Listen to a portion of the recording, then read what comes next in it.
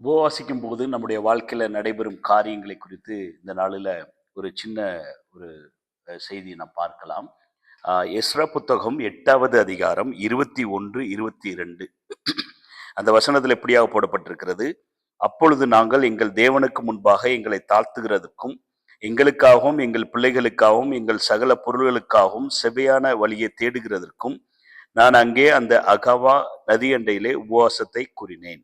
பார்க்கலாம், எஸ்றா உடைய ஜனங்கள் எல்லாரும் இணைந்து உபவாசித்து அந்த இடத்துல அவர்கள் தேவனை தேடுகிற காரியங்களை இங்கு பார்க்க முடிகிறது. இந்த இடத்துல 3 முக்கியமான காரியத்தை நான் வைக்க விரும்புகிறேன். முதல் காரியம் என்ன அப்படின்னா, தன்னை தாழ்த்துகிறதற்கும். உபவாசம் எதற்கு அப்படின்னா, ஏதோ தேவனை நான் பிரியப்படுத்துவதற்காகவோ இல்லாவிட்டால் அதை ரிச்சுவலாக நான் எவ்ரி இயர் பண்ணுறேன் அப்படின்றதுக்காக அல்ல. இது எதற்காக என்று நான் பார்க்கும்போது, தன்னை தாழ்த்துகிறதற்காக. அதாவது தேவனுடைய சமூகத்தில் என்னை முழுமையாக தாழ்த்த தேவன் நம்மளை அழைக்கிறார். அநேக நேரங்களில் தேவனுடைய சித்தத்தை செய்வதற்கு நாம் ஒப்பு கொடுப்பதில்லை.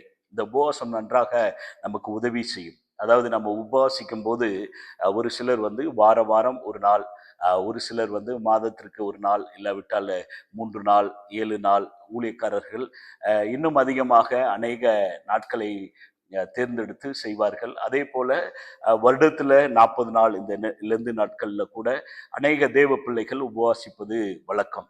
நாம் அதை குறித்து நான் அதிகமாக பேசவில்லை. இந்த உபவாசிக்கும் போது என்ன காரியங்கள் வாழ்க்கையில நடைபெறுகிறது. முதல் காரியம் என்ன அப்படின்னா, தன்னை தாழ்த்துவதற்காக. ஆண்டவரே, நான் உமக்கு முன்பாக ஒன்றுமே இல்லை. ஆண்டவரே, உம்முடைய சித்தத்தை செய்வதற்கு என்னை ஒப்பு கொடுக்கிறேன். உம்முடைய சித்தத்தை செய்வதற்கு என்னை ஒப்பு கொடுத்து நீர் என்ன சொல்லுகிறீர் என்பதை கேட்பதற்கு இந்த உபவாசம் ரொம்ப ஒரு நல்ல ஒரு தருணம். அதாவது உபவாசிக்கும் போது நம்முடைய வாழ்க்கையில அது கட்டாயம் நடைபெறும். நம்ம உபவாசிக்கும் போது என்ன நடக்கும் அப்படின்னா, டிஸ்ட்ராக்ஷன்லாம் விலகி தேவனுடைய சித்தத்தை செய்வதற்கு இது ரொம்ப உதவி செய்வதாக இருக்கிறது. இந்த காரியத்தை பார்க்கிறோம். அதிலே அவர் சொல்லியிருக்கிறார், செவ்வையான வழியை தேடுகிறதற்கும். 2வது காரியம் என்ன அப்படின்னா, செவ்வையான வழிகள். நம்முடைய வாழ்க்கையில வழிகள் எல்லாம் செவ்வையாகும். அது நம் முதல்ல தாழ்த்தும் போது 2வது நம்முடைய வழிகள் எல்லாம் செவ்வையாகும். தேவனே அந்த வழிகளை செவ்வைப்படுத்துவார், சரியான வழியில கொண்டு போவார். நம்ம உபவாசத்துல தாழ்த்தி நம்மை அர்ப்பணிக்கும் போது நம்முடைய சித்தம் அல்ல, தேவனே உம்முடைய சித்தம் என்று நாம் அறிக்கையிட்டு அர்ப்பணிக்கும் போது 2வது காரியம், வழிகள் எல்லாம் சரியாவதை நாம் பார்க்க முடிகிறது.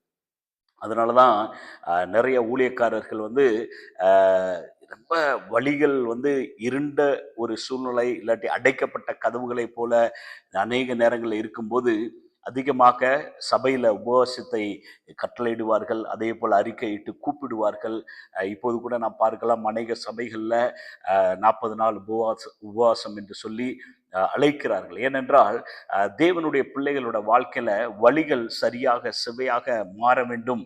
தேவன் அந்த வழிகளை சரிப்படுத்த வேண்டும் என்றால் உபவாசம் நமக்கு ரொம்ப முக்கியமாக இருக்கிறது. அதனால உங்களுடைய வாழ்க்கையில வழிகள் தாறுமாறாக இல்லாவிட்டால் மூடப்பட்ட கதவுகளை போல இருந்தால், நீங்களும் உபவாசத்தை அறிக்கையிட்டு உபவாசத்தை நாளை நீங்க தீர்மானிக்கலாம். உபவாசத்துல நீங்க உட்காரலாம். 2வது, வழிகள் செவ்வையான வழிகளை தேவன் காட்டுகிறார். 3வது நாம் பார்க்க முடிகிறது 22வது வசனத்துல, வழியிலே சத்துருவை விலக்கி. அதாவது நம்முடைய வாழ்க்கையில சத்ருவானவன் யார் அப்படின்னா, பிசாசானவன். ஸோ வேதத்துல நான் பார்க்க முடிகிறது. ஒரு சின்ன எக்ஸாம்பிள், மத்திய புத்தகத்துல 4வது அதிகாரத்துல இயேசு 40 நாள் உபவாசம் இருக்கிறார்.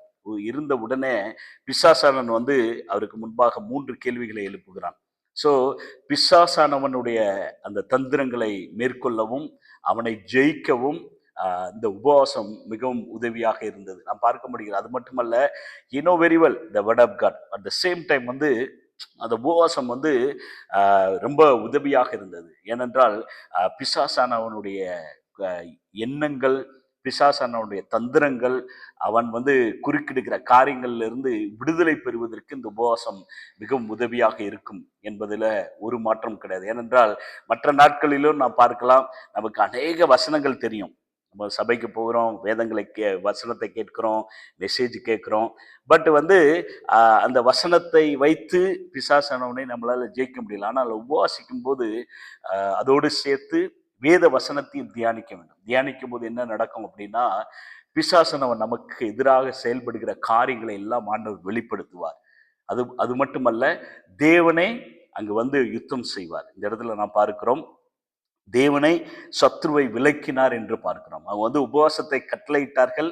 கட்டளையிடும் போது என்ன நடந்தது அப்படின்னா, தன்னை தாழ்த்துவதற்கு அது ஒரு வழியாக இருந்தது. அதோடு சேர்த்து நாம் பார்க்கிறோம், செவ்வையான வழியை ஆண்டவர் அவர்களுக்கு ஏற்படுத்தி கொடுத்தினார். அதோடு சேர்த்து நாம் பார்க்கிறோம், சத்ருவை விலக்கினார். அதனாலதான் அவர் சொல்லுகிறார், என்ன சொல்லுகிறார் 23ல, நாங்கள் உபவாசம் பண்ணி எங்கள் தேவனிடத்தில் அதை தேடினோம். எதை தேடினோம் என்றால், இந்த காரியங்களை அவர்கள் தேடினார்கள். எங்கள் விண்ணப்பத்தை கேட்டருளினார்.